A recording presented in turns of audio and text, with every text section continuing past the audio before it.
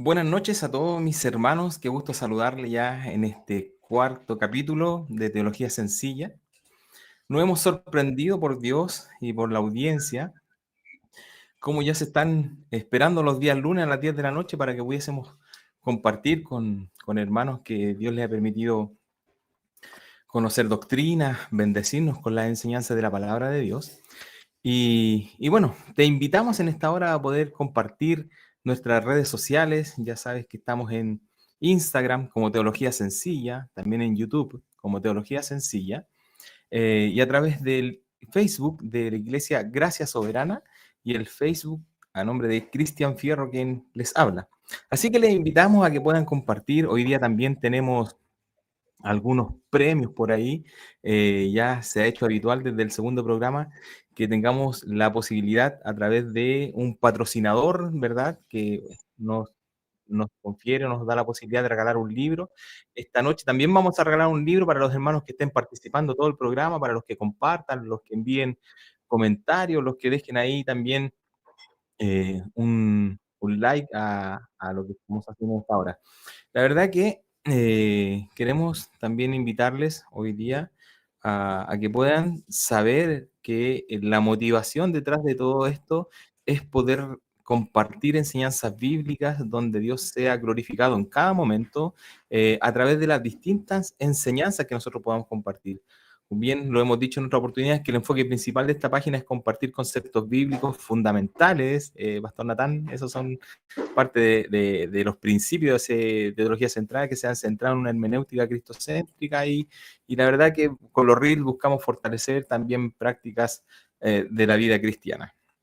Ya no quiero ocupar más tiempo en todo esto porque hoy día se nos viene un tema tremendo. Tal vez para muchos un tema apasionante, para otros tal vez un tema nuevo que no han oído en alguna oportunidad, y me refiero al tema de el postmilenialismo. Y para ello ya quiero presentar a nuestro invitado del día de hoy. Principalmente ya no es un invitado, sino que es de la casa, nuestro pastor Pablo Bahamondes, ¿verdad? Pastor principal de la iglesia Gracia Soberana, a quien ahí también le vamos a permitir que salude a la audiencia. Hola mis hermanos, muy buenas noches. Es una bendición nuevamente estar junto a Cristian aquí en Teología Sencilla, junto a Eleazar ahí en los controles, quien hace posible que este programa salga al aire. Así que, y ahora con el invitado de hoy también, una bendición poder compartir este espacio junto con nuestro querido hermano Natán. Así que una alegría poder estar al aire en este nuevo programa. Así es, pues, y ya lo nombró mi pastor. Bueno, el invitado de hoy, el hermano, es uno de los ancianos de la iglesia en la ciudad de Pichilemu, ¿verdad? Y me refiero a Natán Anderson. Él es un participante, un hermano de la iglesia reformada El Faro. La verdad que él está realizando un trabajo súper interesante. Voy a dar una pincelada porque estoy seguro que él nos va a dar más luces de lo que está haciendo. Y es que este último tiempo él se ha estado desarrollando en el trabajo cinematográfico, donde ha hecho algún tipo de docuserie, donde ha estado compartiendo ahí una película que se llama En la tierra como en el cielo y que trata un poco la narrativa de lo que nosotros vamos a abordar hoy. Esta película sobre el postmilenialismo, y también nos dio la primicia para poder contarla aquí entre medio de todos ustedes, los que están aquí siendo partícipes de Teología Sencilla. El lanzamiento de esta película es el día 3 de mayo. ¿Ah? Así que Natán es esposo de Cole y tiene dos hijos, Maika y Noel. Así que son unos pequeñitos ahí que le revuelven la vida también. Así que bueno, yo sé que hay muchas cosas más que conocer de Natán, así que Natán, te invitamos a que te pueda presentar para que los hermanos que están presentes también puedan conocerte un poco más en persona. Gracias, Cristian. Bueno, y gracias por la invitación. Sí, bueno, como mencionabas, en este último tiempo, en realidad desde el 2020 que hice un documental, una película que se llama En la tierra como en el cielo, que trata justamente este tema del postmilenialismo, intentar acercar un poco las personas y introducirlo a este tema. Y bueno, desde ese tiempo he podido producir dos otros documentales y ahora estoy en el tercero que se llama Honrar al Hijo, que como mencionaste se va a lanzar ahora el 3 de mayo. Entonces, de hecho, hoy día estaba Estaba ahí trabajando en eso, haciendo los subtítulos en español, porque las películas están todo originalmente en inglés, pero las primeras dos tienen un doblaje al español y esta tercera por el momento va a ser con subtítulos en español, asumiendo que alcanzo a terminar los subtítulos aquí para el 3 de mayo, para el lanzamiento, pero esa es la idea. Wow, qué interesante, ¿eh? Qué interesante, precisamente porque no muchas personas conocen de este tema y, y es bastante hermoso que se pueda mostrar a través de este medio, ¿no? A través de este medio cinematográfico.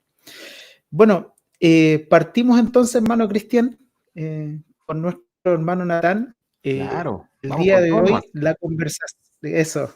la conversación de hoy va a girar nuevamente en torno al tema de la escatología. Como mencionábamos en algunos programas anteriores, la escatología es la doctrina que nos permite a nosotros acercarnos a los eventos futuros, que desde nuestra interpretación bíblica nosotros podemos ir definiendo cuál es el panorama bíblico referente al futuro. Sin embargo, cuando nos encontramos en este tema de la escatología, hay diferentes posturas, ¿cierto? Hay posturas premileniales, hay posturas amileniales, y nuestro hermano Natán hoy día nos viene a presentar la postura postmilenial. Entonces, hermano Natán, eh, parte por favor comentándonos una definición acerca del postmilenialismo, por favor. Perfecto. Sí, bueno, yo creo que importante quizás incluso dar un paso más atrás y definir lo que son estas, porque las tres posturas principales de las que hablamos cuando hablamos de la escatología es el premilenialismo, el amilenialismo, el postmilenialismo, y algunos se darán cuenta que son muy similares esos nombres, todos hablan de milenarismo. Y eso se refiere justamente al milenio, periodo de 1000 años que es mencionado en Apocalipsis capítulo 20. Entonces, esos nombres que generalmente se aplican a estas posturas tienen que ver con ese milenio de Apocalipsis 20, pero en realidad no se limitan a ese tema. En realidad, todas estas posturas, de cierta manera, afectan cómo vemos toda la Biblia, y especialmente en cuanto a nuestra doctrina de las cosas finales o de los últimos tiempos. Entonces, el premilenialismo, por ejemplo, postula que Jesús volverá o sea, antes de un periodo de 1000 años, y entonces en la segunda venida de Cristo partirá un periodo de un milenio donde Cristo estará reinando en la tierra físicamente desde la ciudad de Jerusalén y sobre todas las naciones por 1000 años. El amilenialismo, en el griego, ¿cierto? Es como el negativo, como no sé, como ateísmo, ¿cierto? Ateísmo es sin Dios, amilenialismo es sin milenio, en un sentido como literal, pero en realidad lo que está comunicando es que no hay un milenio terrenal, de cierta manera. El amilenialismo cree que más bien el milenio no se refiere a un periodo de paz y prosperidad sobre la tierra, sino que se refiere a algunos amileniales creen que está hablando de una realidad celestial, o sea que el milenio está ocurriendo en el cielo, cuando los santos mueren y pasan a la presencia del Señor, ese es el milenio, o otros que el milenio es el reinado de Cristo en el corazón, ¿cierto?, de sus santos en el cielo y también en la tierra, en ese sentido.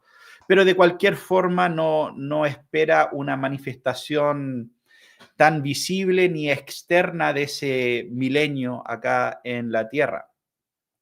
Y el postmilenialismo es esta idea post, que Jesús volverá después de este milenio, ¿ya? Entonces eso es como en términos relacionados a estos nombres, como cuál es la lógica de estos nombres, pero el postmilenialismo básicamente postula, ¿cierto? Bueno, número uno, que el reino de Dios comenzó en el primer siglo, que cuando Cristo vino la primera vez, inauguró su reino. Y en eso estamos de acuerdo con los amilenialistas y en desacuerdo por lo general con los premilenialistas, porque la mayoría de los premileniales dicen no, el reino de Dios más principalmente se refiere a algo futuro, se refiere a ese periodo milenial. Entonces, nosotros creemos que no, que el reino de Dios comenzó en el primer siglo y que ese reino va creciendo en el mundo por medio de la predicación del Evangelio, por el poder del Espíritu Santo. Entonces, creemos en el crecimiento del reino y en un progreso a través de la historia y que eventualmente ese crecimiento llevará al cumplimiento de la gran comisión. O sea que todas las naciones serán discipuladas, todas las naciones se entregarán a Cristo. Y bueno, hay muchos pasajes que hablan de esa realidad. Y cuando eso ocurra, será un periodo largo y extendido de paz y prosperidad sobre la tierra. No es como que esto va a empezar y 5 minutos después Cristo va a volver. De hecho, hay como una postura como común entre algunos evangélicos esta idea de como que ya se va a predicar en todas las naciones y como el momento que en la última tribu no alcanzada se predique el evangelio, ahí Jesús va a volver. Esa no es la idea que tenemos nosotros. Nosotros creemos que no solo se predicará el evangelio en todos estos lugares, sino que estos lugares en grandes masas se volverán al Señor y que habrá muchas generaciones donde es así y solamente después de eso Cristo volverá. Y sí creemos que Cristo volverá de manera visible y corporal al final de la historia. Y ahí vendrá el gran día de la resurrección final, ¿cierto? El juicio final, y ahí comenzará lo que es el orden eterno o el estado eterno. Entonces, eso es como un breve panorama, ¿no?, de lo que creemos como postmileniales. Qué interesante la definición. Y viendo de alguna forma a grandes rasgos las diferencias que tienen estas posiciones escatológicas. Creo que es importante destacar, hermanos, que en el desarrollo de esta conversación van a haber muchos términos, tal vez muchas posiciones que difieren de lo que uno podría pensar, pero también debo aclarar en este punto que son más las cosas que nos unen como hermanos en Cristo, y también es hermoso conocer la interpretación de esta posición. Me llama mucho la atención, querido amigo, cuando hace mención de que hermano Cristian, ¿sí? Y permíteme compartir en eso de lo que tú mencionas, el hecho de que, claro, la finalidad de teología sencilla es precisamente eso, buscar cuáles son estos centros que nos unen, porque fíjate que si hay alguien que ha sido como ignorado en la escatología de seminarios comúnmente, ha sido el postmilenialismo, incluso ha sido objeto un poco de un malentendido. Por eso resulta súper interesante que nuestro hermano Natán, en cierto modo, aquí nos aclare todas esas dudas que a veces tenemos, porque comúnmente se le juzga al postmilenialismo como una postura demasiado optimista. Pero es muy bueno que nuestros hermanos puedan estar aquí presentes con nosotros y puedan aprender ya de una forma y de una fuente bastante directa, como es nuestro hermano Natán, una persona que se maneja mucho en el tema del postmilenialismo. Discúlpame la intervención, Cristian, ahí. No, aquí estamos para complementarnos, ¿cierto?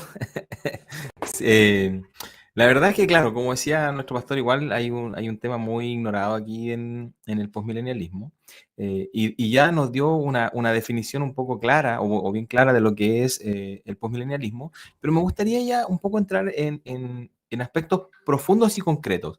Entonces, la pregunta es, ¿qué podemos destacar para entender puntualmente la definición que nos acaba de dar? ¿Hay algunos aspectos precisos que podamos guardar en nuestra memoria para cuando toquemos el tema del postmilenialismo, decir, mira, estos son los indicativos claros de un postmilenial?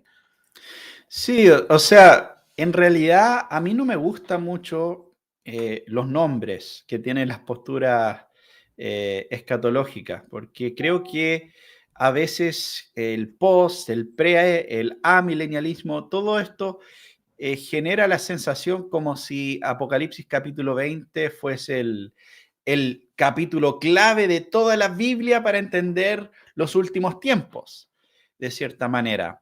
Y entonces quizás un término o una manera de considerar el asunto que me parece un poco más relevante sería en relación al optimismo versus pesimismo histórico, ¿ya?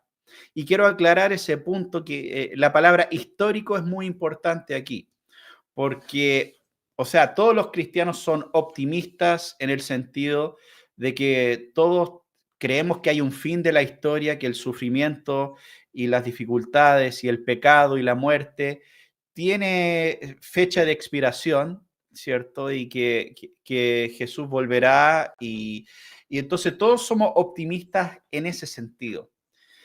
Pero lamentablemente no todos somos optimistas en cuanto a la historia, ¿cierto? Somos optimistas sobre lo que va a pasar después de la historia, pero muchos a veces no somos optimistas en cuanto a la historia y creemos que básicamente el siglo presente, el siglo actual es un siglo malo, que es un siglo dominado por Satanás y el reino de tinieblas, y que sí, la iglesia va a estar ahí, va a estar presente en el mundo, pero que la realidad del asunto es que Satanás siempre se va a llevar el protagonismo y las fuerzas del mar siempre van a estar un poco más, van a ser un poco más rápidas, siempre van a ser un poco más poderosas que el reino de Dios. Entonces, la victoria que se espera en la historia es que, bueno, Dios no va a permitir que su reino se extinga por completo.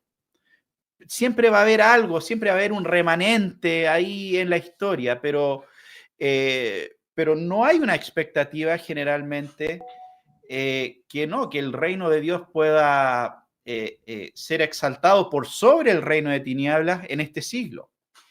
Y que, como es muchas veces, muchos hermanos hablan del el famoso lema, ¿cierto? Chile para Cristo, por ejemplo. Pero muy pocos realmente creen que Chile será para Cristo. Porque si Chile es para Cristo, entonces eso significa que Satanás no va a tener la supremacía en este siglo. Y como hemos aprendido que este siglo le pertenece a Satanás y que eso solo cambiará en la segunda venida de Cristo, entra en conflicto. Pero nosotros desde la postura postmilenial tenemos un optimismo histórico. Creemos que la historia no está avanzando hacia peores y peores condiciones, sino que está avanzando hacia algo bueno y que finalmente sí habrán luchas, habrán dificultades y habrán persecuciones y todo clase de dificultades, pero que tarde o temprano el reino de Dios será exaltado por sobre el reino de tinieblas y que no seremos una pequeña minoría intentando sobrevivir en un mundo entregado al diablo, sino que cuando el reino de Dios avanza, el reino de Satanás tiene que retroceder, ¿cierto? Entonces tenemos una perspectiva optimista de la historia, y algunos dicen es demasiado optimista, y bueno, yo creo que el optimismo debe ser limitado a lo que encontramos en las escrituras. O sea, ¿cómo sabemos que es demasiado optimista o es muy pesimista? O sea, el estándar debe ser al final la palabra de Dios. Entonces, cuando la palabra de Dios me dice, ¿cierto?, que la tierra será llena de la gloria de Dios, como las aguas cubren el mar, por ejemplo, en Isaías 11 y otros pasajes, yo soy ese tipo de optimista. Entonces me quiero aferrar a las promesas de Dios en su palabra y alinear mi expectativa para el éxito del reino en este mundo a esas promesas. Y yo diría que eso también es un elemento esencial y bien práctico, ¿no? Porque no estamos hablando simplemente de discutir sobre los detalles de un panorama de los tiempos finales y de cosas pequeñas, sino que estamos hablando de cómo estamos viendo todo el panorama de la historia de la redención y cómo vemos nuestro presente y nuestro futuro. Y obviamente, como en todas las cosas, si lo que nosotros creemos sobre el futuro va a afectar sí o sí cómo actuamos en el presente. Si nosotros creemos que estamos en un mundo que de todas formas siempre Satanás va a tener la supremacía, eso va a afectar nuestro actuar en el mundo. Pero si nosotros creemos que el mundo está avanzando hacia el reino de Dios y que lo que hacemos hoy va a tener resultados, si no hoy día, quizás en otros 100 años, 200 años, 500 años, quién sabe, obviamente vamos a tener una mirada, yo creo, bastante diferente en cuanto a la obra de Dios en este mundo. Sí, qué profundo, ¿eh? La verdad que insisto en esto como comentario, pero son cosas muy poco conocidas, por ejemplo, en nuestro ámbito pentecostal respecto a esta posición postmilenial. Y como te preguntaba puntualmente, tomé algunos apuntes mientras comentaba esto. Y es increíble cómo podemos definir puntualmente, anoté ahí 5 cositas de las que nombraste, Natán, que el reino de Dios comenzó entonces la primera venida del Señor ahí en la crucifixión y resurrección. Este reino crece en este mundo a través de la predicación del Evangelio, como un tema puntual. Esto da cumplimiento literal al mandamiento de la Gran Comisión. Y me llamó mucho la atención en uno de tus puntos donde hacías ver que las masas, casi en un total, se volverán al Señor antes de su venida. Y eso es un panorama hermoso, entender que las grandes sociedades se están volviendo al Señor. Y por lo tanto esto trae un periodo de paz sobre la tierra al final, ¿cierto? Para dar inicio al estado eterno. Ese es en síntesis lo que nos acaba de comentar el pastor Natán. Y estas cosas vuelan, el corazón vuela en la cabeza. Creo que hay muchas preguntas respecto a esto que podemos seguir avanzando y creo que nuestro pastor ahí tiene también una pregunta interesante para ti, Natán. Sí, es precisamente porque como lo menciona nuestro hermano Natán, es precisamente, creo yo, el punto donde puede dividir una postura y otra, especialmente con el premilenialismo, acerca de la condición de Satanás en este momento. Y creo que sería bien interesante que tú nos pudieras comentar, hermano, acerca de en cómo se observa la convivencia entre la iglesia, Satanás y el triunfo de Cristo, aquí ya establecido en su segunda venida y resurrección. Sí, bueno, obviamente nosotros creemos que Satanás es una realidad presente, de cierta manera. O sea, la Biblia nos dice que Satanás anda como león rugiente buscando quién devorar, pero al mismo tiempo también la Escritura nos deja muy clara que la condición y la situación de Satanás ha cambiado desde la venida de Cristo. O sea, eso ya lo podemos ver en el mismo ministerio de Jesús, que llegamos a este punto en las Escrituras, en los Evangelios, y inicia el ministerio de Cristo, y de repente empieza todo esto de personas poseídos por demonios y demonios huyendo delante de Jesús, ante su presencia, y la gente no se explica qué está pasando. Y incluso en un momento los líderes religiosos, ante estos eventos tan visibles y este confrontamiento tan visible entre Jesús y los demonios, dicen, bueno, este debe estar echando demonios por el poder de Belcebú, ¿cierto? O sea, esa es la única explicación.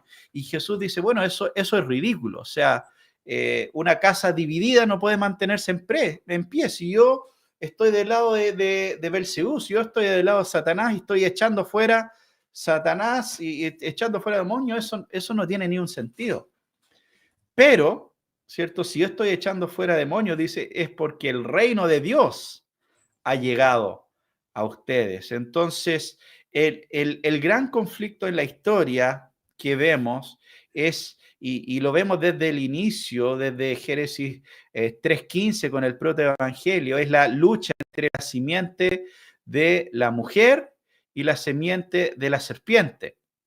Y la promesa que vemos ahí en el principio en Génesis es que la simiente de la mujer, que es Cristo, le aplastaría la cabeza, el cráneo, a la simiente de la serpiente. Entonces, en la cruz y en la resurrección de Jesús especialmente, vemos la victoria de Jesús por sobre Satanás y vemos que toda autoridad que podía tener Satanás es transferida a Cristo.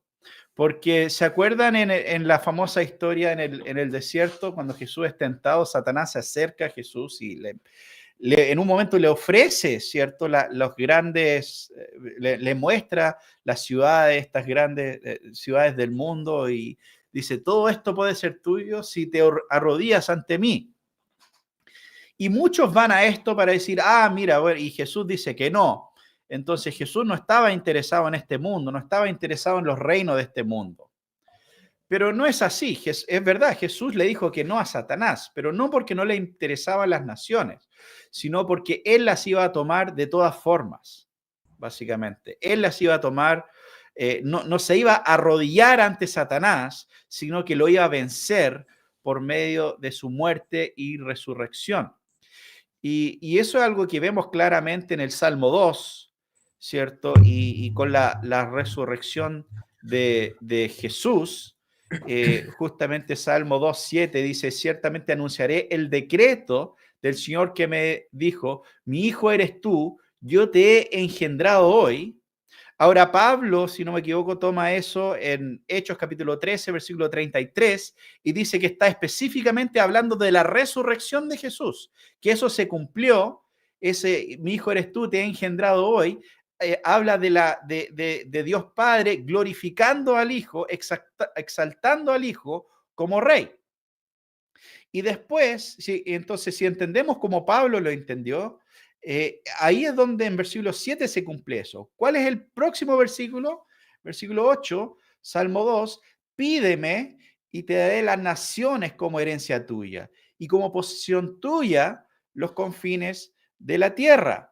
Tú los quebrantarás con vara de hierro, los desmenuzarás como vaso de alfarero. Ahora pues, oh reyes, muestren discernimiento, reciban amonestación, oh jueces de la tierra, adoren con reverencia al Señor y alégrense con temblor, honren al Hijo para que no se enoje y perezcan en el camino.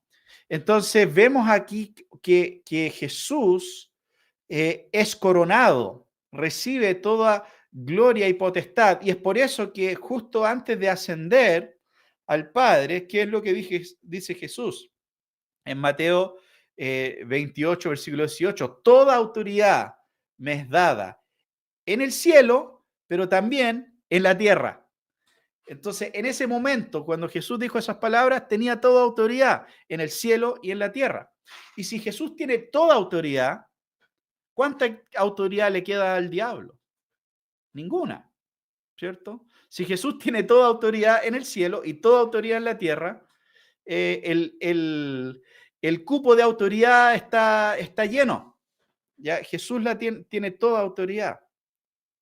Y por lo tanto, lo que hace su iglesia, finalmente en la historia, es tomar posesión de la herencia de Jesús, ¿cierto? Y Jesús y en realidad Jesús está tomando posesión de su herencia, pero lo está haciendo por medio de su iglesia mientras está reinando desde el cielo. Porque eso es algo muy importante que vemos especialmente en Hechos capítulo 2, que Jesús está reinando hoy en día y lo está haciendo desde su trono celestial. Jesús no es que está simplemente ausente y como que se olvidó, resucitó, se fue al cielo y se olvidó del tema. No, él reina, él es rey, él está sentado sobre el trono de David a la diestra de Dios y hijo del hombre. Entonces, eso es un punto muy importante, yo creo, en toda esta conversación. Y en Efesios capítulo 1, solamente como para resaltar un poco este punto, en versículo 20 habla de este tema, de lo que ocurrió con la resurrección de Cristo. Efesios 1:20 dice, ese poder que obró en Cristo cuando lo resucitó de entre los muertos y lo sentó a su diestra en los lugares celestiales, muy por encima de todo principado, autoridad, poder, dominio y de todo nombre que se nombra, no solo en este siglo, sino también en el venidero. Y lo sometió todo bajo sus pies y le dio por cabeza sobre todas las cosas a la iglesia, la cual es su cuerpo, la plenitud de aquel que lo llena todo en todo. Entonces vemos qué autoridad, qué trono recibió Jesús cuando ascendió a la diestra de Dios. Está muy por encima de todo principado, autoridad, poder, dominio, o sea, toda autoridad, todo rey, toda ente espiritual. Jesús tiene la supremacía sobre todo. Y Satanás legalmente no tiene derecho a nada. Básicamente, Satanás en Juan capítulo 12, en el Evangelio de Juan capítulo 12, versículo 31, si no me equivoco, dice, Jesús dijo en versículo 30, esta voz no ha venido por causa mía, sino por causa de ustedes. Ya está aquí el juicio de este mundo. Ahora el príncipe de este mundo será echado fuera.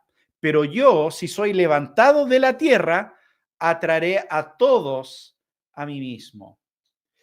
Entonces, vemos ahí claramente que el príncipe de este mundo, no en 1000 años más, no en un tiempo futuro, sino que ya en ese tiempo Jesús dice que ha llegado la hora, que el juicio de este mundo y que el príncipe de este mundo será echado fuera.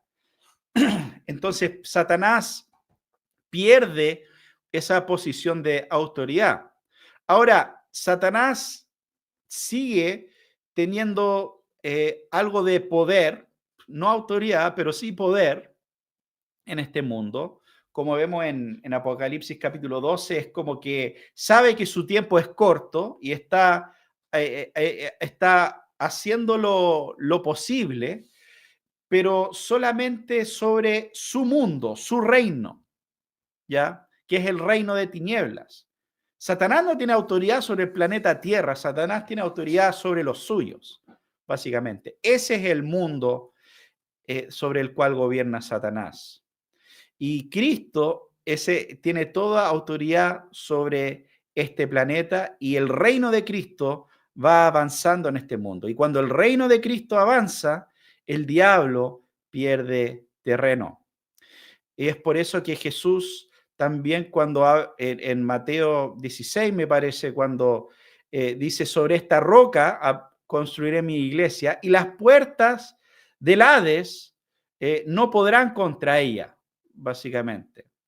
Y la idea ahí es que el reino de Dios, la iglesia de Cristo, no simplemente sobrevive en el mundo, sino que está atacando las puertas de la ciudad del diablo.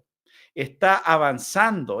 No es una operación defensiva, simplemente intentando sobrevivir, esperando que el diablo no nos moleste. Si nosotros no lo molestamos, él quizás no nos molesta tanto. No, todo lo contrario. Nosotros estamos atacando las puertas de su ciudad. Estamos atacando su fortaleza. Y esas paredes no se pueden resistir al avance del evangelio. Wow, qué interesante, Natán. Tú argumentas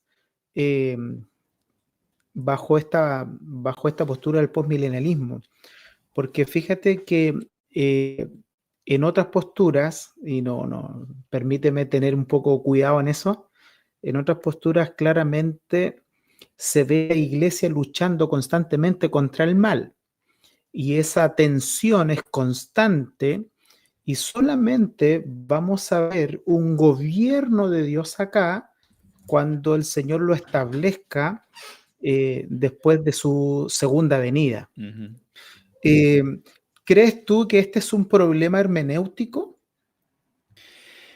Mira, yo estaba hablando con alguien el otro día y yo creo que a fin de cuentas, más que un problema escatológico, es un tema soteriológico.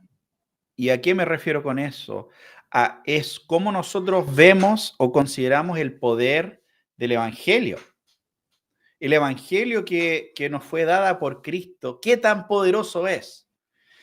Y lo que estamos diciendo, porque obviamente yo entiendo que muchos hermanos tienen convicciones porque así entienden ciertos pasajes bíblicos y podemos hablar de esos pasajes bíblicos, no hay problema, pero solo quiero que consideren por un minuto que si nosotros decimos, no, mira, sí, se va a proclamar el evangelio en el mundo, eh, pero todos sabemos que la gran mayoría va a rechazar eso, o si eres calvinista, la gran mayoría simplemente no fue escogido antes de la fundación del mundo.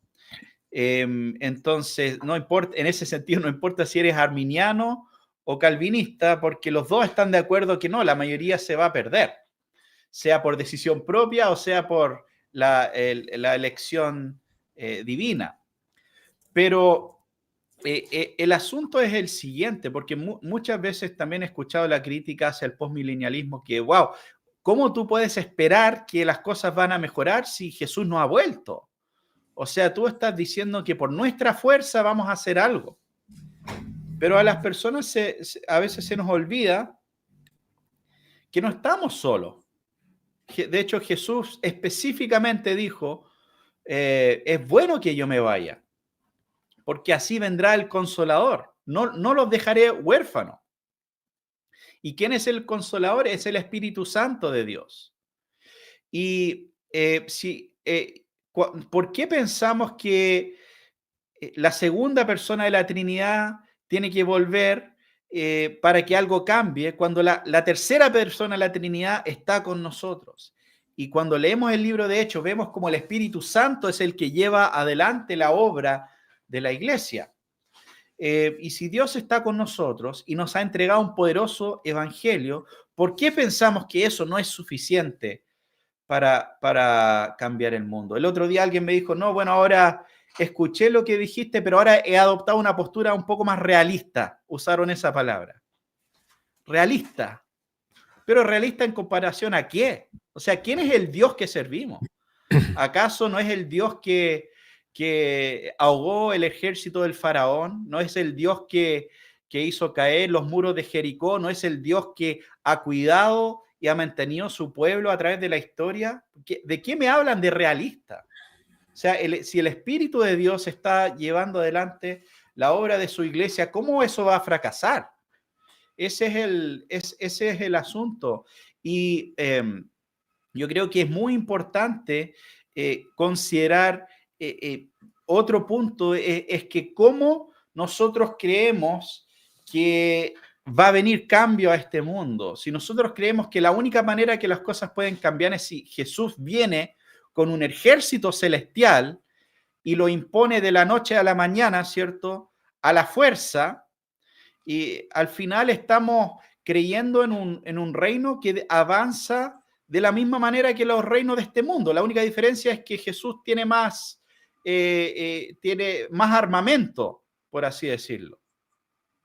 Pero al final de cuentas estamos diciendo, no, el reino solo va a avanzar si hay un bombardeo celestial. En cambio, ¿qué nos dice la Escritura? La Escritura nos dice lo contrario. Nos dice que la transformación viene cuando los pueblos se vuelven al Señor. En Salmo 22, ¿cierto? Al final dice, todas las familias de la tierra se acordarán y se volverán al Señor. Isaías capítulo 2 dice que los pueblos van a acudir a Sión y van a buscar ser instruidos por la ley de Dios. y en Isaías 42 dice que las costas esperan su ley. Y incluso en el Salmo 110, que me parece bien, bien interesante, nos describe el Salmo 110, versículo 3, dice, el pueblo se ofrecerá voluntariamente en el día de tu poder. Entonces, ¿qué vemos en todo eso? Vemos que la obra de Dios es algo que transforma el corazón de las personas, para que no simplemente es algo que se va a imponer desde arriba hacia abajo, sino que Dios transforma el corazón del hombre y el hombre corre al Señor. Y esa es la promesa que tenemos en cuanto a la transformación de este mundo, que será por medio del evangelio, de un evangelio tan poderoso que convierte a los enemigos de Dios, como lo éramos nosotros en algún momento, en amigos. Y si nos puede transformar a nosotros, ¿cómo el Señor no podrá transformar el resto de este mundo? En su tiempo y de su manera. Y lo último con eso, en relación a eso, vemos en la Escritura, la naturaleza del reino de Dios no es un reino que llega de la noche a la mañana, sino Jesús específicamente dice que es un reino que crece lentamente como una semilla de mostaza. Así crece el reino, no es algo que aparece simplemente, sino que es algo cuando tú plantas una semilla, no crece de la noche a la mañana. O Jesús también dice que es como levadura, ¿cierto? Que va leudando toda la masa. Así que yo creo que es muy importante y muchas veces se pasa por alto considerar la naturaleza del reino de Dios y la naturaleza del evangelio, que es el instrumento de transformación en este mundo, finalmente. Y yo creo que ahí también tenemos algunas diferencias con algunos otros hermanos. Eh, bueno, hay una profundidad tremenda. Veo cómo se va entrelazando un poco la enseñanza de poder ver la escritura en esta posición postmilenialista, un efecto de crecimiento y expansión del evangelio donde Satanás fue ya destruido por la obra de Cristo en la cruz. Pero veo, Natán, que debemos entrar en temas más profundos todavía. Te veo ahí como bien, bien sigiloso, pie tranquilo a ir avanzando, pero vamos a hacer la pregunta directa y seria. ¿Qué relación tiene esta posición que estás teniendo respecto a el postmilenialismo y el teonomismo? Ahora, antes de responder, me gustaría que también dieras una definición de lo que es teonomismo, ¿ya? Ujú. Sí, bueno, el tema de la palabra teonomía se refiere a la ley de Dios, teonomos, y es un término que muchos teólogos han ocupado de diferentes maneras, o sea, puede ir desde tipos más liberales como Karl Barth o Reinhold Niebuhr a tipos más conservadores como Van Til, pero la teonomía se refiere a la ley de Dios. Y básicamente es la idea de que la base de la ley en las naciones debería ser la ley bíblica, la ley de Dios. Y que Dios en su ley ha entregado principios para todos los hombres. Y cuando Dios incluso dio su ley en el Antiguo Testamento a Moisés, no fue algo al azar o porque sí, simplemente, sino que estaba basado en sus principios morales eternos y por esa razón, cuando, no sé, dice no matarás, no robarás, etcétera, no era algo simplemente para ese momento, sino para todos los tiempos, en los 10 mandamientos. Y que después muchas de estas leyes específicas o civiles son manifestaciones de estos 10 mandamientos, son aplicaciones prácticas de los 10 mandamientos. Entonces, sí, eso generalmente es lo que se refiere a toda esta discusión sobre la teonomía o la reconstrucción cristiana, que también es un término similar, y básicamente está relacionado al pensamiento de algunos teólogos que también eran postmileniales, como Rousas Rushdoony, Greg Bansen y Gary North, que son algunas de las figuras principales asociadas a este término. De hecho, este término de teonomía generalmente se usa de manera coloquial por el título del libro de Greg Bansen, que se llamaba en inglés básicamente la teonomía en la ética cristiana, era el nombre del libro, entonces simplemente lo llaman, como es más corto, teonomía. Así que de ahí viene un poco ese tema. Y ahora, como todos estos hermanos eran postmileniales, como yo, o sea, la expectativa obviamente no tiene que ver con transformar el mundo por medio de ley, en el sentido de que no creemos que simplemente aplicando leyes buenas sobre una sociedad perversa va a cambiar las cosas de la noche a la mañana, sino que creemos que tiene que haber un mover de Dios, tiene que haber la predicación poderosa del Evangelio para ver la transformación en las naciones. Pero cuando una nación o cuando un hombre, incluso hablamos del individuo, ¿cierto? Cuando un individuo llega al Señor, cambia su vida. O sea, empieza a mirar alrededor y quizás deja la droga, quizás deja otras cosas que lo están frenando, empieza a hacer cambio en su familia, en el trato a su esposa, en el trato a sus hijos, ¿cierto? Y esa es la transformación que todos entendemos viene a través de el discipulado, a través de la obra del Espíritu Santo y la santificación en la vida del creyente. Pero ahora, ¿qué pasa si alguien llega al Señor y es un presidente, o es un gobernador, o es un alcalde? ¿Cuál debería ser su respuesta? ¿Debería limitarse solo a sus asuntos personales, a cambios personales, o tiene algún deber ante Dios en sus cargos públicos? A hacer leyes justas, a juzgar con justicia, según la palabra de Dios. Entonces, esos son como algunos de los principios fundamentales alrededor asociados con el tema de la teonomía, pero vuelvo a enfatizar que desde un punto de vista postmilenial, la transformación de todas las áreas de la vida vienen como consecuencia de la transformación de la vida de los individuos por medio del Evangelio. Bueno, súper claro el concepto. Quiero invitar a los hermanos que están siendo partícipes en esta jornada, que puedan dejar sus comentarios, hacer sus preguntas, dejar las banderitas de los países donde nos están acompañando. Pueden compartir también esta transmisión. Recuerde que uno de los requisitos para ser participante del regalo que esta noche está auspiciado por comercializadora Grace, ¿verdad? Una distribuidora en el litoral central. Si usted quiere ser partícipe del concurso al final del programa, llevarse este libro que se llama Si Dios es bueno, ¿por qué existe el mal? Del tocayo del invitado que tenemos hoy día, nuestro hermano Natán Díaz.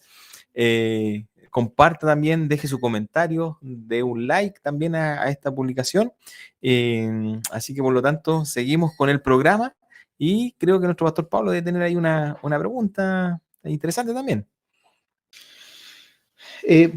Más que nada, más que pregunta, estaba pensando en lo que Natán mencionó hace un ratito, que me permite a mí reflexionar de que la postura postmilenial tiene una fuerte ancla en la soteriología, en este caso, para que se entienda para algunos hermanos, en la doctrina de la salvación.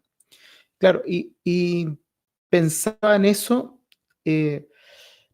Creo entonces ahí que uno de los versos bastante clave para el postmilenial es precisamente el verso de la Gran Comisión. Es ese verso cuando, si bien es cierto, todos conocemos la Gran Comisión de ir por el mundo y predicar mi evangelio a toda criatura, ¿cierto? Ahí hay el mandato del Señor hacia la Gran Comisión.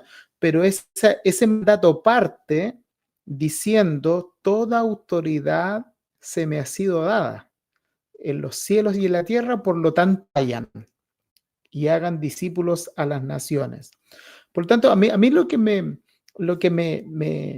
llama la atención, hermano Natán, que efectivamente, no sé si está bien, por ahí parte mi pregunta, no sé si está bien el hecho de pensar de que el marco postmilenial también nos ayuda a mirar el panorama bíblico de otra manera. ¿Sientes tú que favorece a la interpretación conocer bien el postmilenialismo?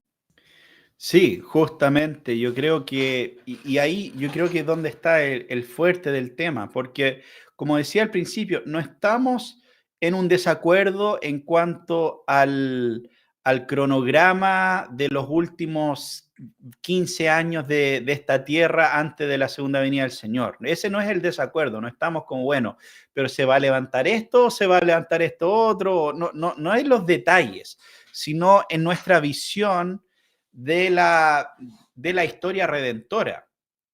Porque yo creo que la mayoría de las posturas no tienen una visión de progreso en la historia, sino que la historia es una serie de avances y retrocesos, donde sí hay momentos donde la iglesia avanza, pero también hay momentos donde retrocede, pero es un tira y afloje, pero que no esperan un avance en la historia, no creen que estamos mejor hoy día que hace, no sé, 1000 años, por ejemplo. Es como, no, Dios va salvando lo suyo en cada generación y no importa si son pocos, no importa si son un poco más, porque al final no hay una expectativa de progreso en la historia.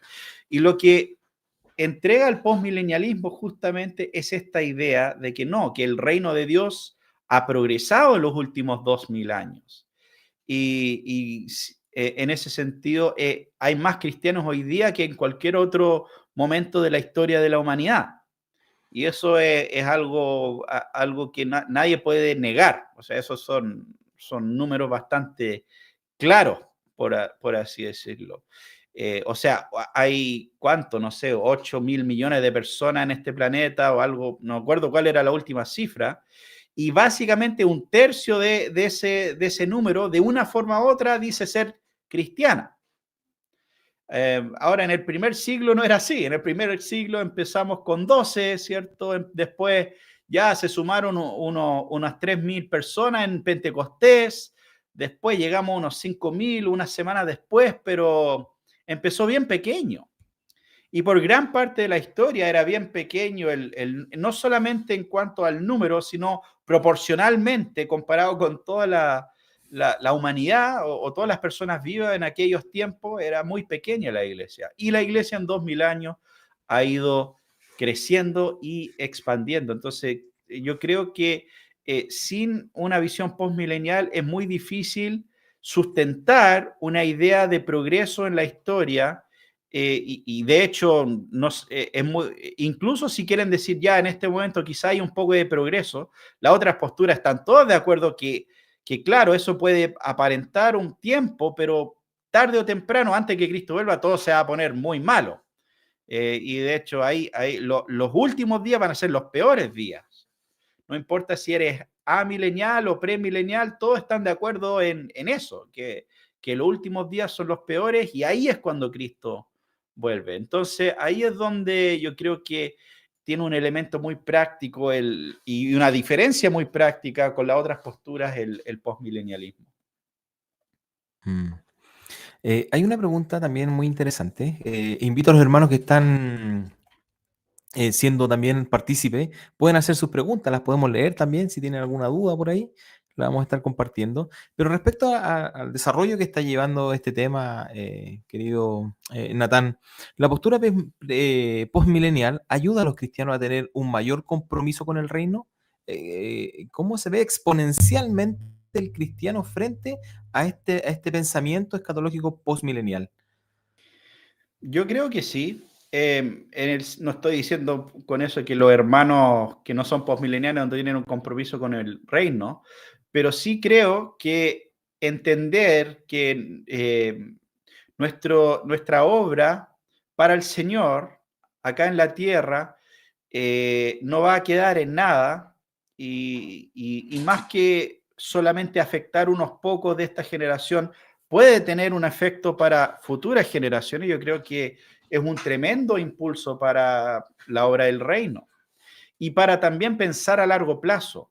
Porque si nosotros estamos con la idea de que el rapto viene en cualquier minuto, ya que ya estamos en los últimos días y lo más probable es que no nos quedan 5 años más para el retorno de Cristo, como ha sido la idea de muchos hermanos, vamos a tener una visión de corta vista, de cierta manera. O sea, no vamos a invertir en proyectos multigeneracionales, no vamos a crear instituciones que puedan perdurar más allá de nuestra vida o la vida de nuestros hijos o la vida de nuestros nietos incluso.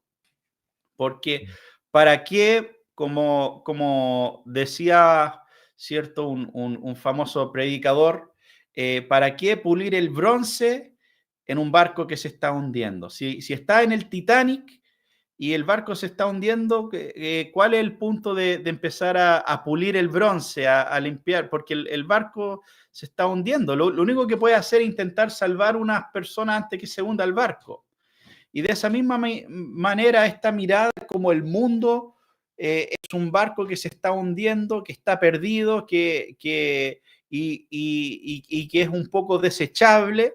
Y lo único que podemos hacer es intentar afectar una que otra alma antes de partir de este mundo. Yo creo que eso también va a tener una influencia sobre nuestro actuar. Entonces, sí, desde mi perspectiva, es importante. Hermano, y referente a eso mismo, para tratar de unir una pregunta que hace el hermano Giordani, ¿cuál ha sido la contribución de los postmilenialistas en la historia de la iglesia? ¿Tú tienes algún antecedente de aquello? ¿Cuál ha sido el trabajo desde la cosmovisión postmilenial? ¿Cómo ellos han aportado a la sociedad y qué registro tenemos de eso? Wow, sí. Yo creo que quizás, bueno, hay varias personas que podría mencionar.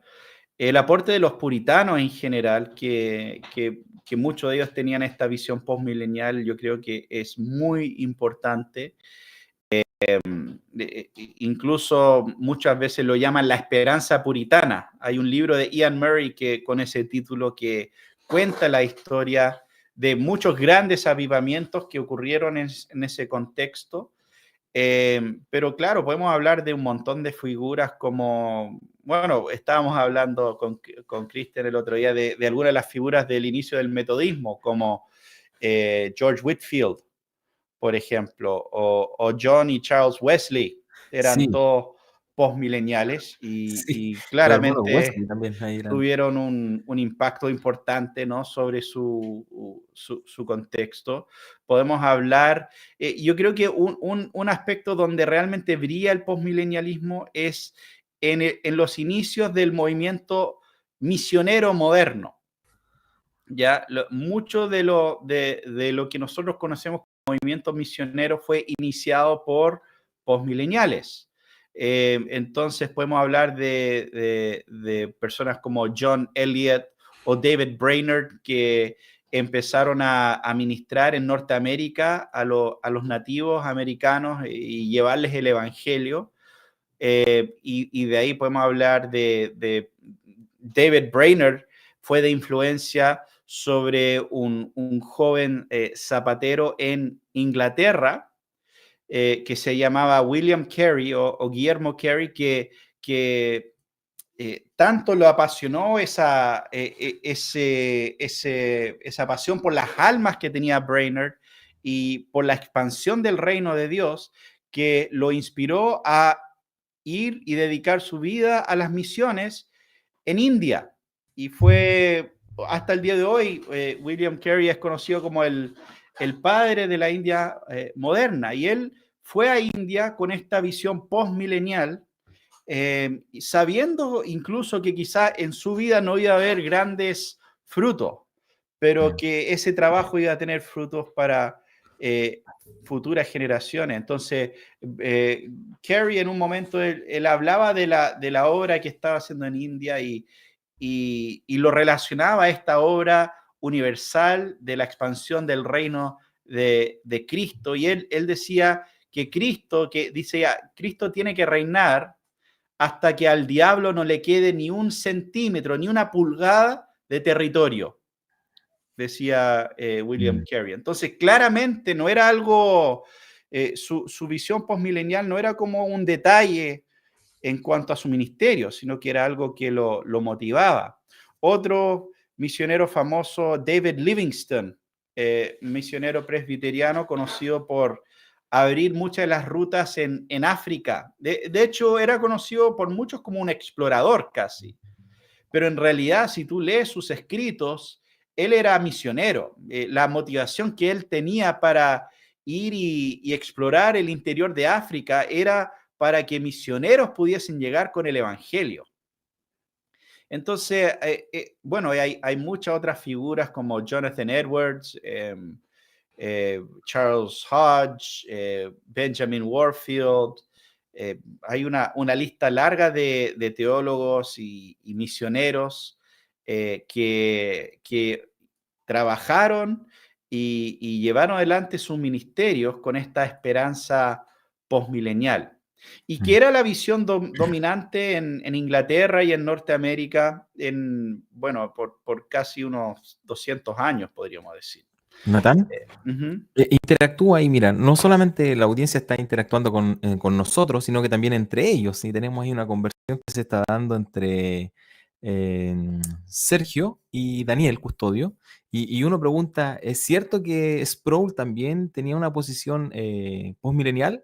Y le responde el hermano diciendo así, que también tiene argumentos. Pero tú, ¿qué sabes qué nos puedes compartir de Sproul? ¿Era milenial, o sea, postmilenial como tal?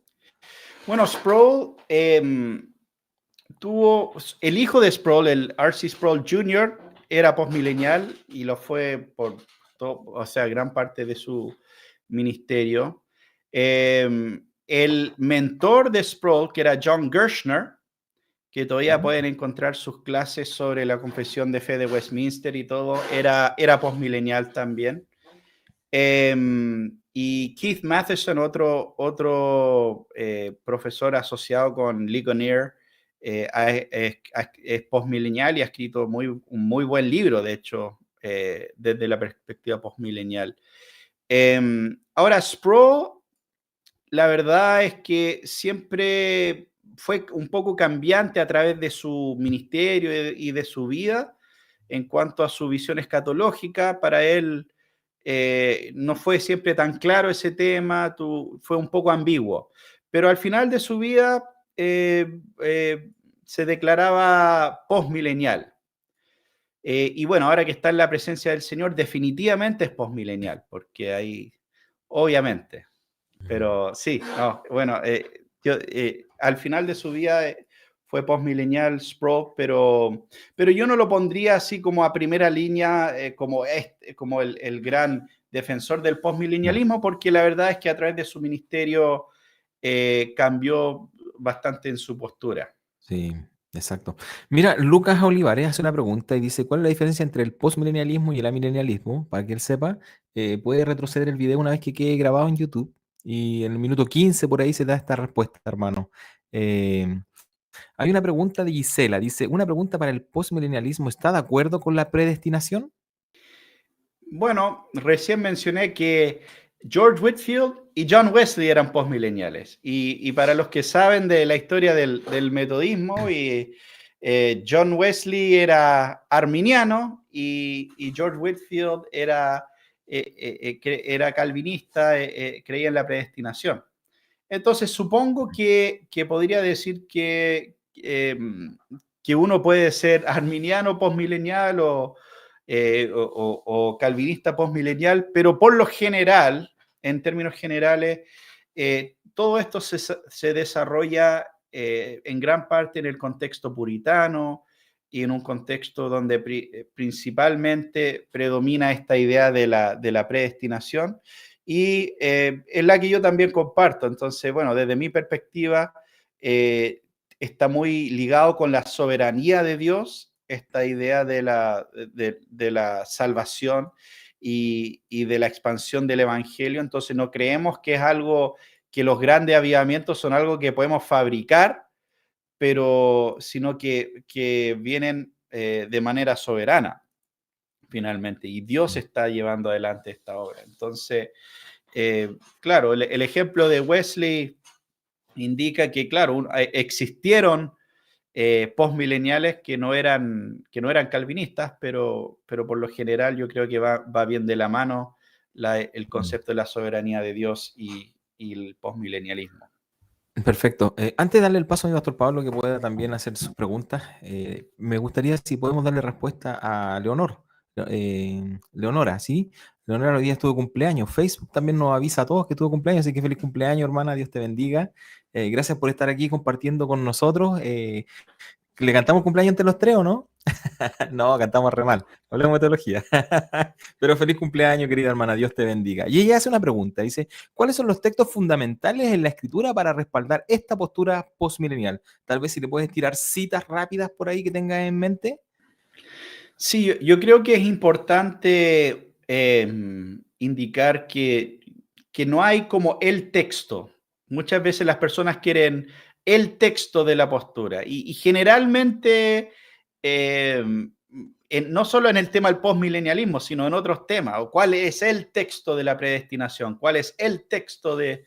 No funciona tan así. Tiene que ver como el desarrollo de todas las escrituras.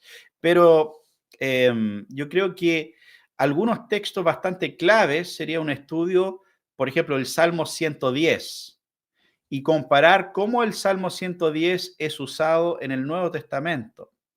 El Señor dijo a mi Señor, siéntate a mi diestra hasta que tus enemigos son hechos un estrado para tus pies.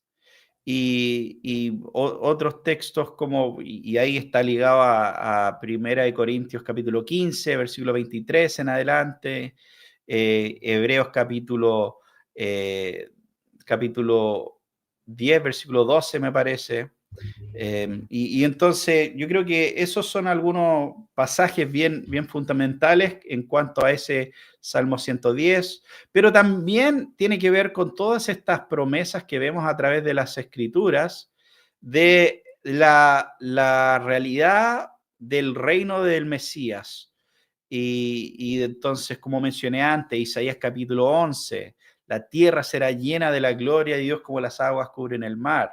O Isaías capítulo 2, Isaías capítulo 42, Isaías 65, Salmo 72, ¿cierto? Que domine de mar a mar y desde el río Éufrates hasta los últimos confines de la tierra.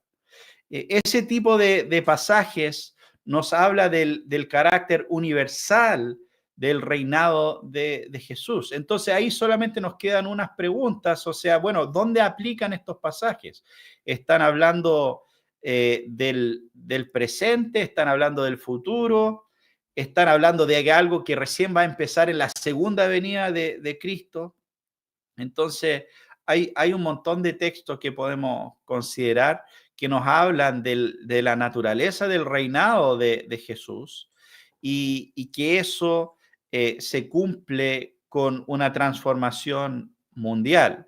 Y como ya hemos visto de la naturaleza del reino, no llega de la noche a la mañana, sino que crece lentamente como semilla de mostaza. Ahí podemos entender que claro, estas condiciones que vemos ahí no se van a dar en 5 minutos. Por así decirlo. Entonces, pero hay muchos textos que hay que considerar y que son parte de esta visión. Sí, sí.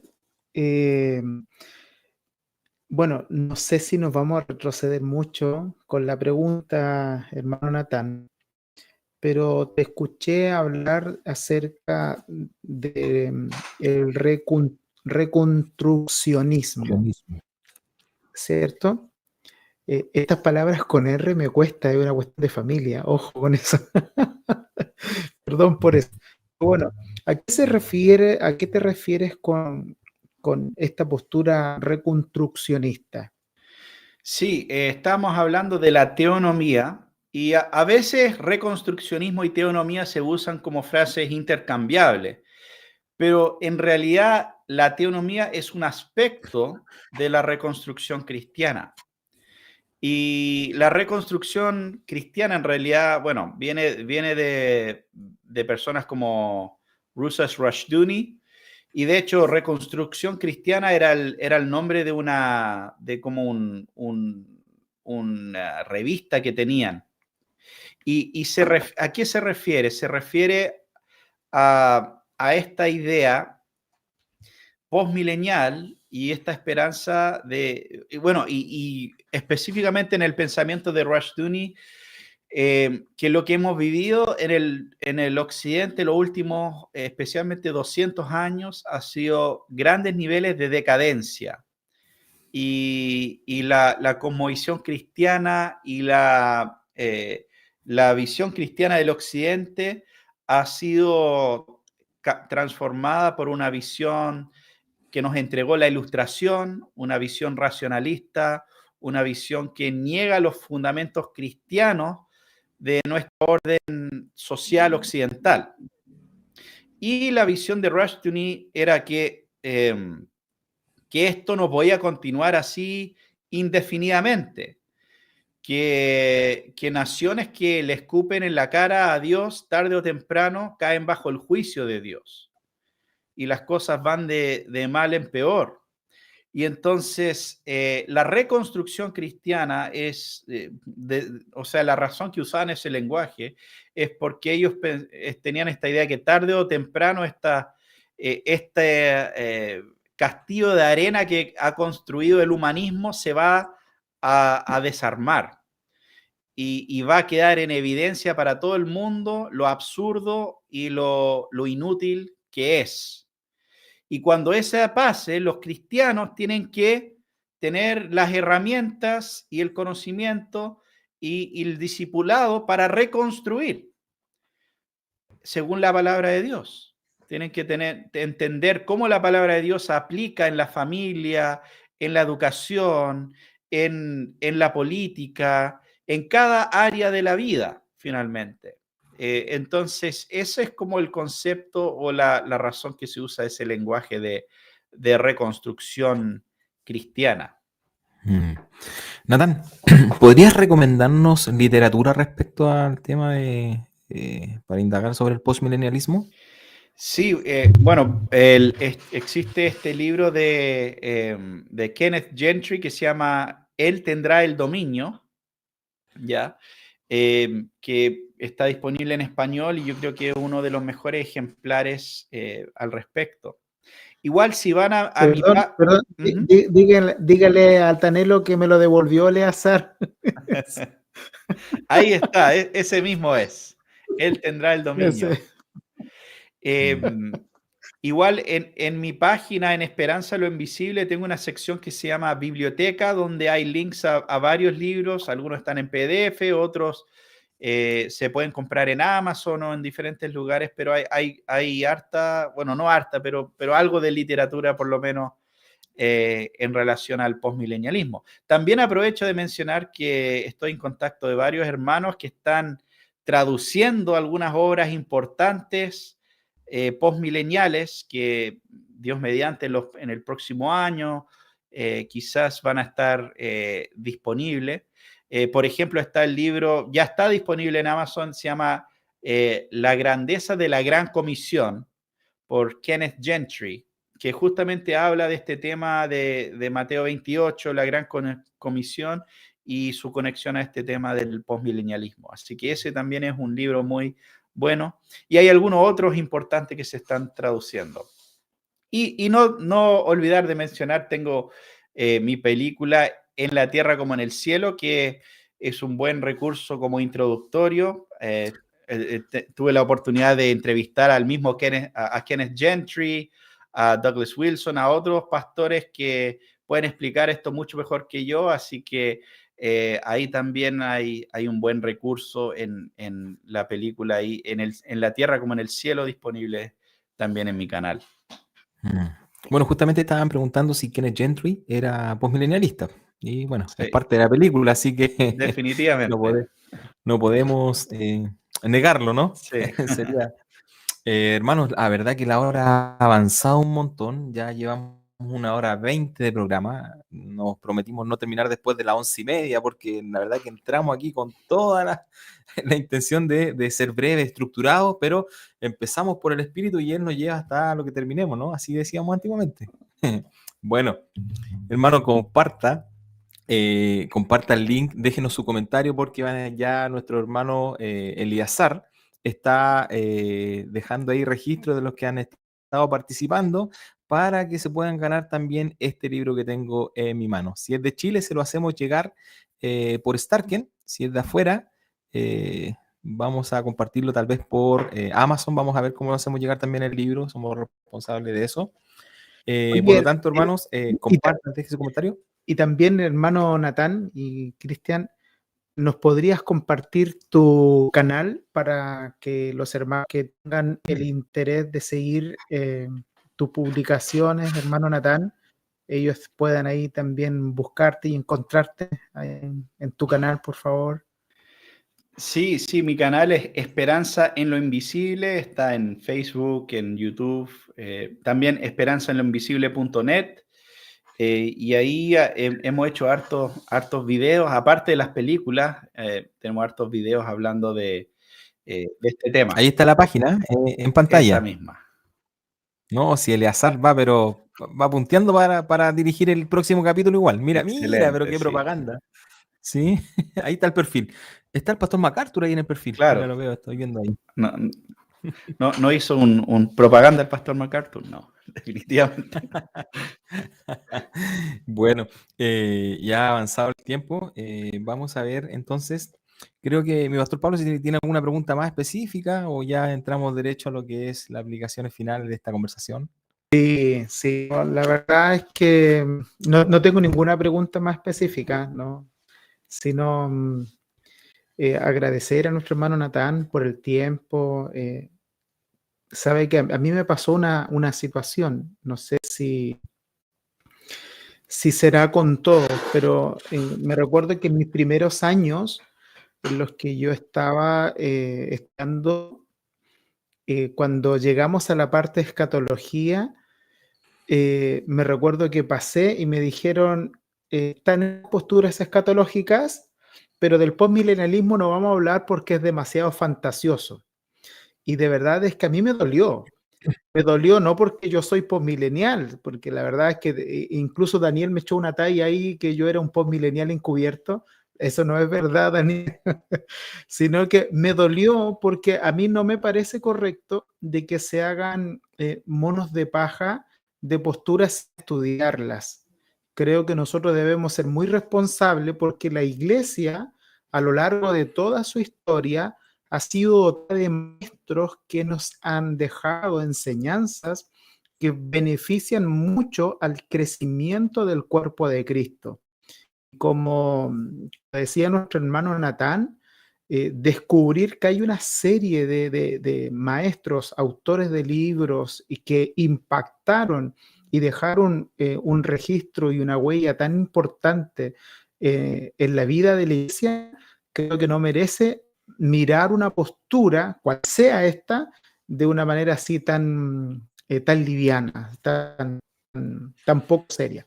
Entonces, esa es la razón por la cual yo quiero agradecerte, Natán, porque nos damos cuenta del manejo que tú tienes con esta postura, lo responsable que eres y lo honesto que eres con esta postura. Así que no tengo ninguna pregunta, sino agradecerle a nuestro hermano Natán el tiempo y habernos explicado lo fundamental del milenalismo. Muchas gracias, Natán. Sí, agradecido. Natán, nos gustaría si pudieses entonces llevarnos a una aplicación práctica de lo que hemos podido conversar esta noche. ¿Cómo podemos ser mejores cristianos con todo este conocimiento? Sí, mira, en primer lugar, como decía el pastor y sumando a sus palabras, yo creo que es un llamado a reconsiderar algunos aspectos de lo que hemos aprendido en cuanto a la escatología. Incluso y yo no espero que las personas inmediatamente escucharon lo que dije hoy van a decir, ya, si yo hoy día soy postmilenial. No, es un tema que se tiene que estudiar, hay muchos otros pasajes que considerar y obviamente hay muchas preguntas, pero yo creo que es importante considerar que quizás no estamos viviendo en los últimos 5 años del planeta Tierra. Quizás el mundo no se va a acabar mañana y quizás la obra, incluso, mira, esta es una idea loca. ¿Qué pasaría? Porque todos dicen que estamos en los últimos tiempos. ¿Y qué pasa si esto es la iglesia primitiva? No los últimos tiempos. Que estos primeros 2000 años del reinado del Señor Jesucristo son simplemente la primicia. Y que hay días y que quedan miles y miles de años hacia el futuro todavía de historia. Y nosotros creemos que el final de la película, pero en realidad estamos todavía al principio. Eso es algo, y si tu reacción inmediata es no, estás equivocado, bueno, ¿por qué? ¿Cómo lo sabes? O sea, Eusebio escribió la primera historia de la iglesia en el año 325 por ahí. Y él en ese escrito está hablando como si ya, bueno, ha pasado todos estos años de la historia de la iglesia, como si él hubiera estado viviendo en el fin, en el cuarto siglo. Y aquí estamos en el año 2024 y miramos a Eusebio y pensamos, no, claramente él no estaba viviendo en el fin, estaba viviendo en el principio de la iglesia. Bueno, quién sabe, quizás nuestro descendiente en 1000 años más, 2000 años más, van a mirar atrás y se van a acordar de nosotros de la misma manera. Obviamente entiendo que ese es un paradigma muy diferente a lo que muchas veces hemos escuchado. Y por lo mismo yo creo que es algo que quizás sería interesante estudiar y indagar un poco más. Así que para mí ese es como el llamado principal y también un llamado a pensar cómo lo que estamos haciendo hoy puede afectar a generaciones futuras, cómo estamos discipulando a nuestros hijos, a nuestras familias, a nuestra esposa y cómo eso va a afectar el futuro de nuestras familias y de nuestra nación. Yo creo que esos son algunas cosas que meditar, ¿no? Y bueno, hay otros temas bíblicos, sí, hay otros temas bíblicos. Sí, hay un montón de material y videos que pueden estudiar en cuanto a temas específicos, pero por lo menos plantear alguna de esas preguntas, yo creo que es algo que si logramos eso hoy día, estaría más que feliz. Qué hermoso. La verdad que si yo pudiese llevar una aplicación a toda esta conversación que tenemos, que me parece eh, muy hermosa por lo demás, muy alentadora, es que teniendo esta posición escatológica postmilenial, nos pone con una gran responsabilidad de ir a impactar el mundo con la predicación del Evangelio. O sea, no solo mantenernos dentro de 4 paredes en nuestras casas, no solo mantenernos dentro de 4 paredes dentro de nuestras congregaciones, sino que salir e ir al mundo, ir al trabajo, ir a la escuela, ir a la universidad, de donde quiera que estemos. La cultura debe ser impactada por nuestro comportamiento cristiano. Así que, por lo tanto, veo que a través de esta posición, que es profunda, tenemos esta gran responsabilidad detrás. Así que, por lo tanto, te agradecemos de corazón, Natán. A los auditores, yo los veo muy motivados, están muy escribiendo todo. Ya no es que queramos terminar, pero hay tiempos prudentes, tenemos familias detrás que también nos esperan para nuestros quehaceres, No, ¿verdad? pero ¿sabes Pero, cuál es lo interesante, Cristian? Que ¿sí? si tú después revisas el YouTube, Natán, te vas a dar cuenta que hay una serie de preguntas. ¿Pero por qué? Porque como esta postura, quizás para muchos no es la más conocida, hay muchos que se están interesando en conocer esta postura. Así que eso es muy beneficioso porque creo que lo mejor que podemos hacer es precisamente indagar antes de hacer monos de paja y estar rechazando posturas simplemente porque tenemos ciertos sesgos con algunas otras posturas. Así que Creo que es bastante interesante lo que está ocurriendo con el tema de las redes sociales de teología sencilla. Sí. Mi pastor, ¿le damos respuesta a esa pregunta que está en pantalla, no? ¿O lo dejamos al incógnito ahí a Johnny y Martínez? Léela tú. Que tenemos gente conectada de Colombia, Estados Unidos, México, Chile, Sí, Paraguay, hay de varios Venezuela, lugares. De hecho, a lo largo de te todo llegó un Chile. saludo, Natán, de México, de alguien parece que te conoce, pero está bien atrás. Natán Díaz. No sé si fuera Natán, pero te llegó un saludo de México por ahí, alguien te saludó de México. Y uno de Chicago también, uno de Chicago. Ah, buenísimo, sí, Mira, ahí está. Hermano Natán, saludos desde el norte de Chicago sí, por también. hermano Anthony, ahí que sigue muchas veces en mi canal en YouTube. Un saludo ahí Mira, al ojalá se gane el hermano. libro. Mira, hay una pregunta que me gustaría darle respuesta. La tenemos aquí. Sería interesante, mira, a ver, la voy a poner ahí, dice, sería interesante escuchar a otros programas de expositores definiendo las otras dos visiones. Ya, se las vamos a contar. Tal vez muy pronto. Se adelantó, sabía algo Sí. ese hermano parece, ¿no? No, la verdad que no conozco al hermano, ¿ah? Yo no he andado con él, al menos yo no. Natán no sé. Ya. Bueno, pero para sorpresa de todos ustedes, la verdad que, ¿lo digo o no lo digo? ¿Sí? El No, 10, dígalo nomás. Natán, ¿me autorizas tú a decirlo, no? Sí, dale. Ya, perfecto. El día 10 de mayo, viernes 10 de mayo, a partir de las 22 horas, vamos a tener una conversación entre dos posiciones distintas, entre dos posturas distintas. Va a estar por un lado eh, exponiendo sobre el postmilenialismo, nuestro hermano Nathan Anderson, que está presente, y también por otro lado, o en la otra esquina, vamos a tener también a Natán Díaz, que también él es, en su posición escatológica, es amilenial. Así que por lo tanto, mira, justo escribe alguien, dice, sería un gusto una entrevista entre Natán Díaz, defensor de la postura milenial. Bueno, hermana, Dios le ha confirmado, el 10 de mayo a partir de las 22 horas tenemos una conversación entre Natán Díaz y Natán Anderson, entre postmilenialismo y amilenialismo. Por favor, compartan las redes sociales de Teología Sencilla. La verdad que queremos bendecir a los hermanos que nos pueden oír desde distintos lugares. Y bueno, Dios está confirmando ahí algunas cosas también. Así que esa era la sorpresa, ¿sí? Vamos a hacer el sorteo. Hay muchos hermanos que han interactuado, ¿verdad? Vamos a seguir compartiendo ahí y le vamos a pedir a nuestro productor audiovisual, que es Eleazar, que pueda ya dar paso al concurso. Mi pastor, ahí usted hoy día va a liderar el concurso. Usted ahí le da la indicación a Eleazar. Ya, César, vamos. Hay A hartos ver quién nombres, hay se hartos gana el libro hoy. participantes. Hay hartos nombres, claro. A ver. Bueno, A ver. tiene 10 segundos para responder aquí públicamente, ¿ah? Iglesita. Oh, muy cerca. Jairo Jairo Huertas. Ese apellido no lo conozco en Chile, no lo conozco en Cuartas. Chile. Jairo, ¿estás por ¿Dónde ahí? el hermano Jairo? Tienes 10 segundos para respondernos, Jairo, y te has adquirido. Sí, dejar un mensaje en la red social que está Sí. viendo para saber de dónde es. A ver, Jairo.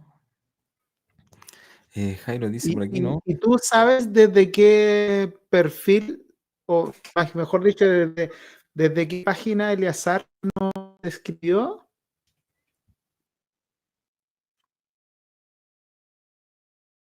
Mm.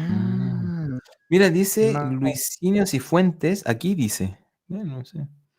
Juan Antigüen. ¿ya? Buen hermano Cristian Fierro, dice. El hermano Juanito Antigüen. Ahí lo vamos a poner en pantalla también. Un abrazo, Juanito. Un gusto saludarte también. Y dice por Parece ahí. que lo vas a tener que buscar en Instagram. Desde Instagram. Ya. Ah, Bueno, ya le dimos el tiempo para que pudiese ganar. Ya le dimos los 10 segundos, así que vamos a tirar la ruleta de nuevo. Dice Iglesita, wow, estuvo cerca Iglesita, así que ese libro sería para Argentina. ya. Alguien dice, Sergio dice, perdió otra vez. Ah, ¿verdad? Ya, Bueno, ya. vamos ¿Qué hacemos? entonces. Vamos con la siguiente, ¿vamos a tirarla o no? Vamos por la Al siguiente, agua, entonces dice vamos a Daniel Custodio. A ver, ¿quién se va a ganar este libro? A ver, dice, estamos cerca. Sergio Hernández. Mira, Sergio, tuviste cerca. Sebastián Aravena. Sebastián. Ah, ¡oh! No, Leonel. Leonel Venegas. Leonel Venegas está por aquí, ¿o no? Leonel Venegas, sí. Él es de Melipilla. Es de Melipilla. Bueno, que mande su mensaje, pues, porque si se salió del programa, no llegó al final, al agua. Así, bueno, para los hermanos extranjeros, cuando nosotros decimos al agua, es que ya pasó su oportunidad. Para los más adultos sería pasó la vieja. ¿O no, Natán? Está Leonel. ¿Está? Está escribiendo en Facebook, en YouTube. Aquí está, dice Leonel Venegas, presente. Ahí está. Hola, dice, ya, Leonel, te ganaste el libro. Aquí está respondiendo de Melipilla. Creo que van a ver al hermano Leonel el sábado, así Este que se lo sábado. puedes mandar el sábado, sí. Ah, En ahí la le hacemos zonal. llegar. Ah, no, el 4. Bueno, yo todos los En domingos la paso zonal. por la ruta 78 y cruzo Melipilla, así que cualquier cosa nos encontramos en el cruce, si lo quiere antes. Claro, claro. Bueno, ya tenemos ganador. Dios te bendiga, Leonel. Muchas gracias por acompañarnos. La verdad que desde Guatemala también. Ahí nos están acompañando. Saludos de Guatemala. Y Wow. estaríamos con el programa de hoy. La verdad que es impresionante lo que Dios nos ha permitido vivir y desarrollar a través de estas conversaciones que sin duda enriquecen el alma. ¿Mm? Así que Amén. eso, estaríamos. Parece que no quieren que termine el Agradecido, programa. Natán. Agradecido, Natán. Agradecido. Muchas gracias por tu Buenísimo. tiempo. Ha sido una bendición poder echarte. Muchas gracias por la invitación, hermano. Pues ha estado súper bueno. ¿Terminamos orando, Ujú. mi pastor? ¿En serio, yo? Sí, pues pues. No, bueno. Te damos gracias a Dios por la oportunidad de poder conversar con Natán, quien, Dios mío, ha ido guiado por ti, Señor, exponiendo a través de su trabajo, ha sentido un llamado a este ministerio de poder transmitir, Señor, visión, que también es parte de su ministerio. Te damos gracias por su vida. Te damos gracias, Señor, porque la finalidad que Natán tiene de todo esto es resaltar, Señor, tu dominio, tu poder. Tú eres el Señor de todo, Señor. En ti está la esperanza de este mundo y la esperanza de todos los que en ti confían. Gracias, Señor, por este momento. Bendiga a nuestros hermanos que fueron parte de la audiencia y a aquellos que también se fueron beneficiados de este programa de Teología Sencilla. A ti el honor, a ti la gloria y la alabanza por siempre. Amén. Amén. Estaríamos entonces. Un abrazo para todos. Dios les Abrazo, bendiga. Natán. Abrazos. El próximo lunes nos vemos con el hermano Daniel Riquelme, escritor del libro Los Cánones de Dor, y vamos a estar hablando sobre la importancia de la confesionalidad dentro de una iglesia, y el libro, el patrocinador de hoy es Comercializadora Grace, una comercializadora que se encuentra en el litoral central, ¿no? Litoral de los Poetas, así que en San Antonio, ahí en el pleno centro de San Antonio, puede ir a hacer sus compras de todo lo que necesite. Dios les bendiga a todos. Amén. Amén. Grande comercializadora Grace.